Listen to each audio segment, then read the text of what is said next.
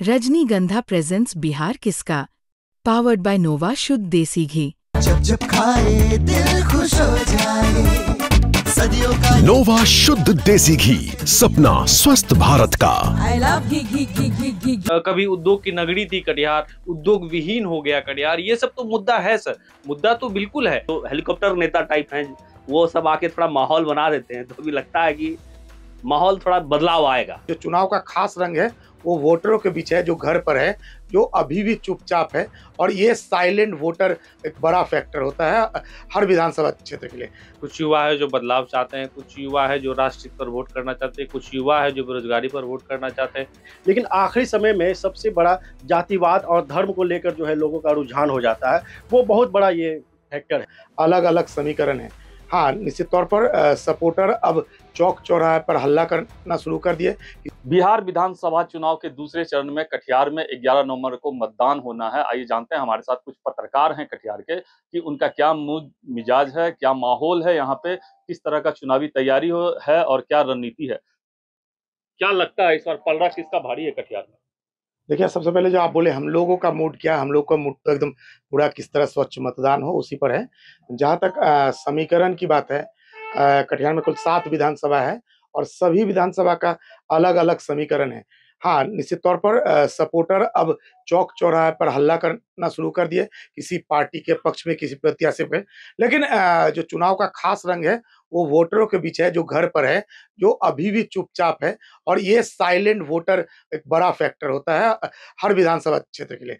राष्ट्र का मुद्दा है, कहीं स्थानीय मुद्दा है, लेकिन एक बार इस बार जो एक प्रभावी बात कटिहार में देखने को मिल रहा है, स्थानीय मुद्दे पर भी लोग कमोबेश चर्चा कर रहे हैं और इस मुद्दे पर भी एक बड़ा वोटर वर्ग टर्न अप हो सकते हैं। क्या 2020 का जो परिणाम आया था, चुनाव परिणाम, उसको देखते हुए कटिहार की स्थिति इस बार क्या?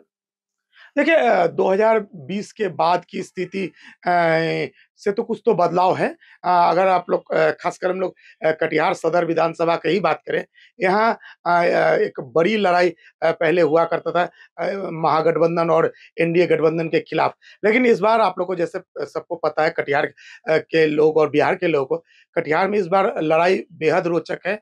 क्योंकि जो पूर्व डिप्टी सीएम है वो तो एनडीए प्रत्याशी फिर से हैं ही, 5वां बार उनका है और 4 बार लगातार जीते हैं।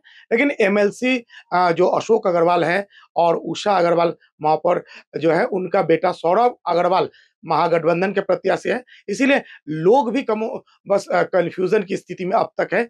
कौन आगे है, कौन पीछे है, हर कोई ये जानने के इच्छुक है। और कहीं ना कहीं वोटर भी अंतिम समय तक जीतने चाहता है और जो जीत के तरफ होता है उस तरफ भी टर्न अप होते हैं। ये भी एक बड़ा वोटर वर्ग है और इसलिए कटिहार विधानसभा की स्थिति, बाकी 7 विधानसभा के अलग अलग जातीय समीकरण है और सीमांचल की राजनीति है। इसमें बड़े नेताओं का इम्पैक्ट पड़ता है, धर्म की राजनीति है, क्योंकि अल्पसंख्यक बहुल इलाका है और हर विधानसभा में बड़ी संख्या में अल्पसंख्यक बहुल होने के बावजूद कहीं ना कहीं कुछ इलाके में जाति भी टूटता है और लोग धर्म के नाम पे यूनाइटेड होते हैं। इसका लाभ भाजपा को मिलता है और एक बार फिर भाजपा उसी राह पर है। ओवैसी का अपना असर है और फिर प्रधानमंत्री लगातार कैंपेनिंग कर रहे हैं, अब जोगी जी के आने की चर्चा है। तो इसीलिए अब तक तस्वीरें साफ नहीं हुआ है, लेकिन जो स्थानीय मुद्दा और राष्ट्रहित की मुद्दा इस बार भी प्रभावी ढंग से जनता के मन में है। क्या नाम है आपका?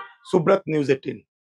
जी, हमारे साथ दूसरे भाईजान हैं, बताइए क्या नाम है सर आपका? मेरा नाम नीरज झा हुआ, सीमांचल हेड है मदरलैंड बॉयज के। क्या लगता है इस बार पलड़ा किसका भारी?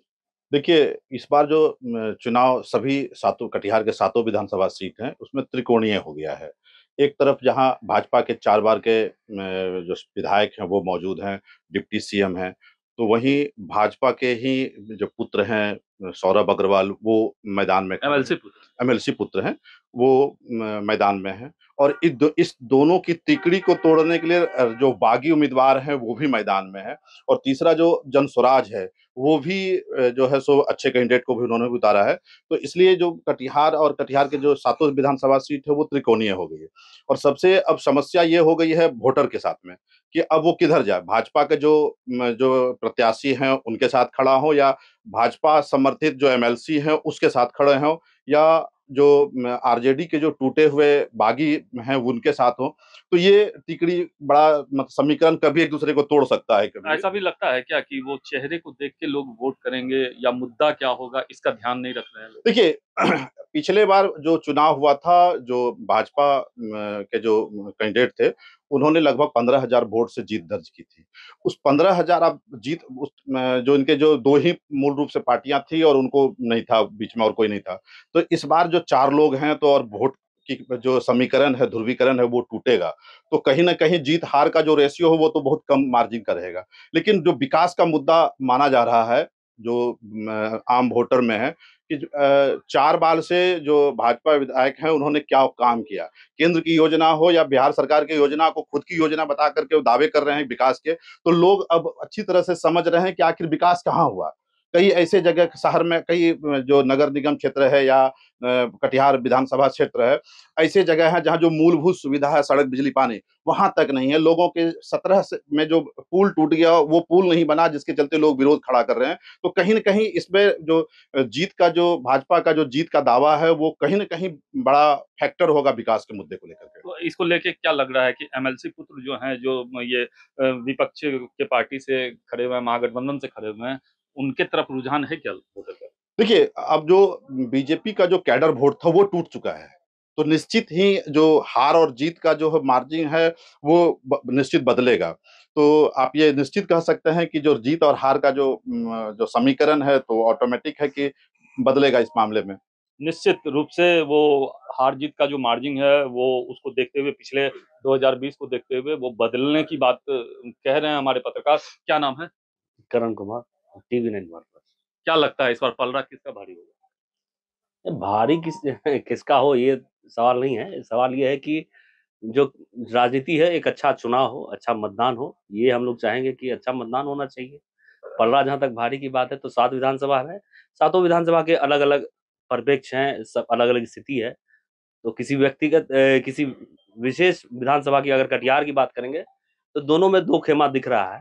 एक तरफ भाजपा के ही जो पुत्र हैं, एमएलसी के पुत्र हैं, वो खड़े हैं, तो भाजपा का एक गुट उनके साथ है।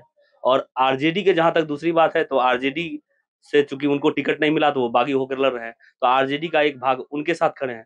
तो दोनों में मैंने 4 भागों में चूँकि और इस मैदान में जो है जनस्वराज भी है और जनस्वराज जिनके प्रत्याशी को उन्होंने खड़ा किया है, तो वो चूँकि साफ-सुथरी छवि के हैं, एक डॉक्टर हैं, तो उनका छवि भी बहुत अच्छा है, तो लोग उनके साथ भी हैं। तो निश्चित रूप से आप 4 खेमे में आप कह सकते हैं कि कटिहार में 4 स्थिति से लोग जूझ रहे हैं। हालाँकि कन्फ्यूजन भाजपा में भी है और आरजेडी में भी है। तो अभी लोग मन बना रहे हैं, अभी हेलीकॉप्टर से कुछ लोग नेता लोग आएँगे, तो थोड़ा माहौल अलग हो सकता है। चूँकि नरेंद्र मोदी आए, योगी जी के आने की भी चर्चा है और तेजस्वी यादव लगातार आ रहे हैं, तो राहुल गांधी के आने की भी चर्चा होगी। और आम आदमी पार्टी के जो हेलीकॉप्टर नेता टाइप हैं, वो सब आके थोड़ा माहौल बना देते हैं, तो अभी लगता है कि माहौल थोड़ा बदलाव आएगा। बदलाव आएगा, हेलीकॉप्टर वाले नेता आएँगे तो वोटर को प्रभावित करेंगे। आपको क्या लगता है कि ये 7 विधानसभा हैं कटिहार में और सातों विधानसभा सीट में वो प्रभावी मुद्दा क्या होगा? नहीं, प्रभावी मुद्दा तो चूँकि आम लोगों के हिसाब से तो विकास ही रहा है हमेशा, कि विकास जो करेंगे। या फिर चेहरे पे जाएँगे लोग? नहीं, कुछ जगह चेहरे भी इफेक्टेबल है, जैसे कि कटिहार विधानसभा में चेहरा इफेक्टेबल है, बिल्कुल है। और कुछ जगह चूँकि शीर्ष नेतृत्व सीधा देखते हैं लोग, ऊपर में कौन है, वो देखते हैं और नीचे में कौन है, इससे फ़र्क ज़्यादा पड़ता नहीं है। लेकिन कुछ इलाकों में जैसे कोढ़ा में है, कटिहार में है और भी कई विधानसभा है जिसमें इस चेहरा भी इफेक्टेबल है। चेहरा भी प्रभाव करेगा वोटरों को, नेताओं के चेहरे को देख के लोग वोट करेंगे इस बार, ऐसा लग रहा है। हालाँकि और भी लोग हैं हमारे साथ। क्या नाम है सर आपका? मनीष कुमार ठाकुर नाम है, लोकल 18 से। अच्छा, एक चीज़ बताइए, इस बार पलड़ा क्या लगता है, किसका भारी होगा? देखिए, अगर बात आप कटिहार के सदर विधानसभा से कर रहे हैं तो जहाँ तक पलड़ा की बात है, अभी जो कटिहार सदर का जो वोटर है वो खुल के सामने नहीं आ रहे। बात करें अगर युवा वर्ग की, तो युवा जो है, कुछ युवा है जो बदलाव चाहते हैं, कुछ युवा है जो राष्ट्रहित पर वोट करना चाहते हैं, कुछ युवा है जो बेरोजगारी पर वोट करना चाहते हैं, कुछ यूथ है जो कहते हैं कि नहीं, हम ऊपर देखकर वोट करते हैं।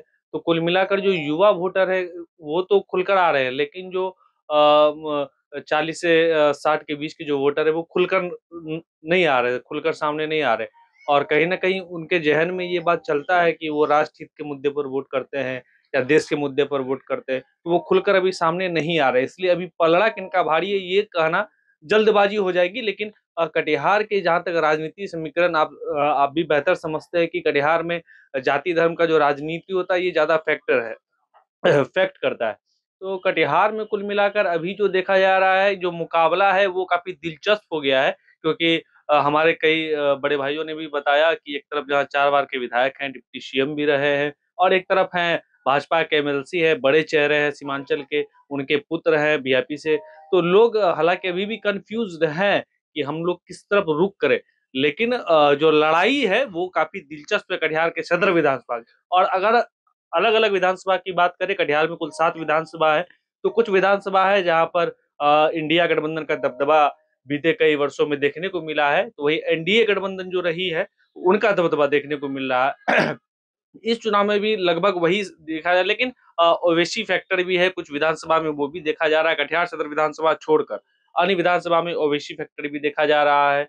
और उसके अलावा जो है जो हमारे आसपास का इलाका है, बाढ़ग्रस्त इलाका है, तो वहां पर लोग इन सब मुद्दों को लेकर भी वोट करना चाह रहे हैं कि हमारे इस समस्या का आखिर समाधान कब होगा। हमारा इलाका बाढ़ से घिरा हुआ है, कई मुद्दा प्रभावित होंगे। जी, मुद्दा तो प्रभावित है। हमारे कटिहार में भी लोग खुलकर सवाल कर रहे हैं, पूछ रहे हैं कि हमारे जो कई ऐसे काम थे जो अब तक नहीं हो पाए, गौशाला और ब्रिज जब तक बन जाना था नहीं बना, कई ऐसी चीज तो हमारे कटिहार में होनी चाहिए थी।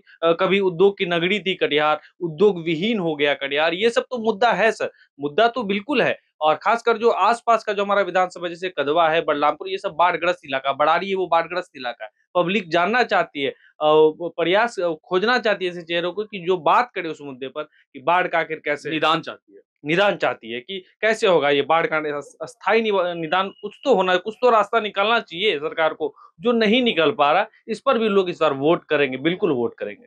जी, और भी हमारे साथ हैं। क्या नाम है सर आपका? जी, राणा सिंह नाम है, प्रभात खबर से। अच्छा, इस बार क्या लगता है कि 2020 में जो विधानसभा चुनाव हुए थे उसका प्रभाव इस बार के चुनाव में होगा या अलग होगा? इस बार जैसा कि हमारा आकलन है, इस बार जो है 7 विधानसभा में जो है कई सीटों में बदलाव होना है। बदलाव जो है लोग चाह रहे हैं, युवा चाह रहे हैं, जो जो वोटर हैं, वो कई मुद्दों को लेकर जो है वोट करेंगे इस बार, और वो सब जो है बदलाव चाह रहे हैं।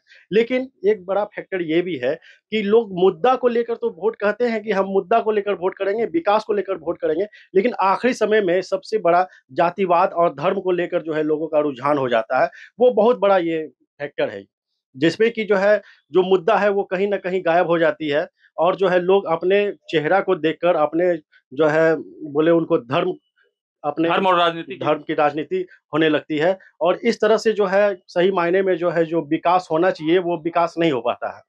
तो लेकिन इस बार जो है लोग चाह रहे हैं कि बदलाव हो, और 7 विधानसभा में हमें लग रहा है कि कुछ सीटों पर जो है पहले के जो है वो बने रहेंगे, लेकिन इस बार जो है ज्यादातर बदलाव होने की पूरी संभावना अच्छा, बनी हुई है। ये जो बदलाव होगा तो ये इस बदलाव में कोई मुद्दा होगा या फिर चेहरे को देख के लोग वोट कर देंगे? जी, ऐसा है कि हर बार तो रहता है कि मुद्दा, लेकिन आखिरी समय में जो है फिर जो है मैंने बताया आपको कि धर्म की राजनीति हो जाती है। धर्म और जाति की धर्म की और जाति की राजनीति हो जाती है, तो लोग कहीं न कहीं भटक जाते हैं। हमारा कहना, हम तो मानते हैं इस बात को कि आपका जो भी जो है, जो आपके विकास, जो आपके क्षेत्र का विकास करे, आप ऊपर मत देखें, आप जात-पात नहीं देखें, आप विकास देखें कि हमारा कौन विकास कर सकता है। वो कोई पार्टी के हो या कोई निर्दलीय हो, लेकिन आप उस नेता को चुनें कि जो विकास करे, आपके क्षेत्र का जो विकास करे। ठीक है? आप जो है पार्टिकुलर किसी चेहरे को, किसी धर्म को या किसी के जो है पार्टी कैंडिडेट को चुनकर जो है आप विकास में कहीं न कहीं जो है आप अपने विकास को लेकर ही बाधा पहुँचाते हैं। ये हमारा मानना है। जी, ये निश्चित रूप से ये हमारे साथ जो कटिहार के पत्रकार हैं, उन्होंने कहा कि विकास को मुद्दा मान के ही लोगों को वोट करना चाहिए। हालाँकि हम आपको बता दें कि ये सीमांचल का बहुत ही महत्वपूर्ण ये कटिहार जिला का 7 विधानसभा सीट है और यहाँ पे अक्सर देखा गया है कि पुराने समय से ही वो धर्म और जाति की राजनीति होती है। लेकिन अब देखना ये दिलचस्प होगा कि कटिहार में इस बार के विधानसभा चुनाव में आखिर में वोटर किस तरफ जाते हैं। विपुल राहुल, कटिहार, बिहार तक।